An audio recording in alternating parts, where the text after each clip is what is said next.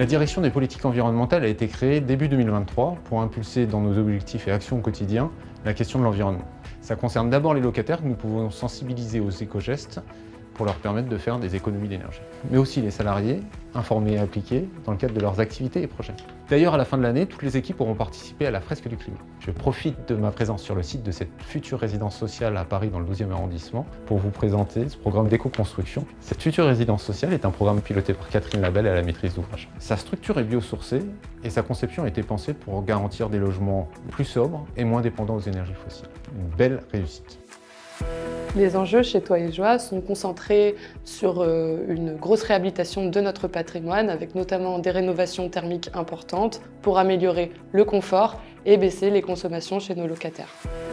Donc Post Habitat est le seul bailleur social à avoir autant investi la culture. Pourquoi ? Parce que nous sommes convaincus que contribuer au bien-être et au bien-vivre des locataires, c'est faire entrer la culture et les artistes dans les résidences, au plus proche des habitants, pour aller ensemble vers la découverte de l'art et pour participer à la cohésion sociale. Nos projets culturels s'appuient sur la participation des locataires et associent des artistes, des partenaires de quartier et des collectivités.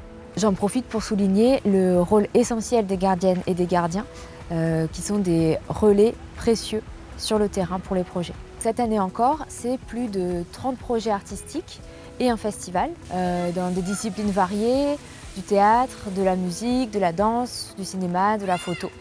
Et on en a encore un exemple ce soir ici à Bagneux, avec une performance circassienne et musicale qui nous montre que la démocratisation culturelle est possible.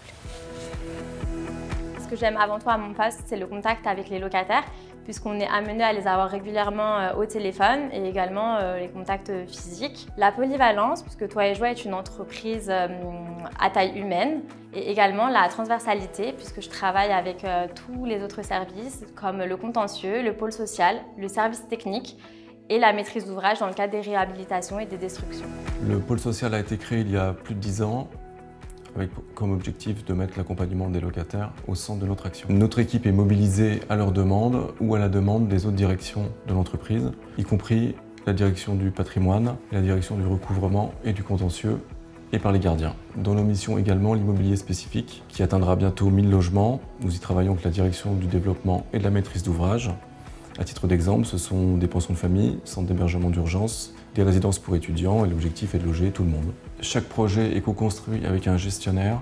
Ici, à la maison Courneuve, notre partenaire de longue date, Aurore, accompagne des mineurs isolés. Un exemple de notre engagement qui permet à ces jeunes de franchir un nouveau pas vers l'insertion. Le métier de gardien d'immeuble est un métier de proximité car je suis le premier interlocuteur de nos locataires. Chez Toit et Joie, il y a en moyenne un gardien pour 80 logements. Nous sommes logés sur place. Le pôle développement social et urbain, intégré à la direction du patrimoine et de la politique de la ville, a pour ambition de contribuer à la cohésion sociale au sein des résidences. Nous déployons chaque année de nombreux projets, notamment en quartier prioritaire de la politique de la ville, qui ont pour objectif d'améliorer la qualité de vie des locataires. Ces projets sont créés par et pour les locataires. Par ces projets, nous souhaitons embellir et améliorer les espaces collectifs par des interventions artistiques ou des réaménagements, porter des actions écologiques qui permettent d'une part de verdir la ville et d'autre part de créer du lien social. C'est ainsi que nous avons déployé au sein du patrimoine de Toit et Joie plusieurs jardins partagés, notamment aux Ulysses, à Sartrouville ou comme ici à Vigneux-sur-Seine. Toit et Joie est très impliqué auprès de ses locataires et j'en suis très fière.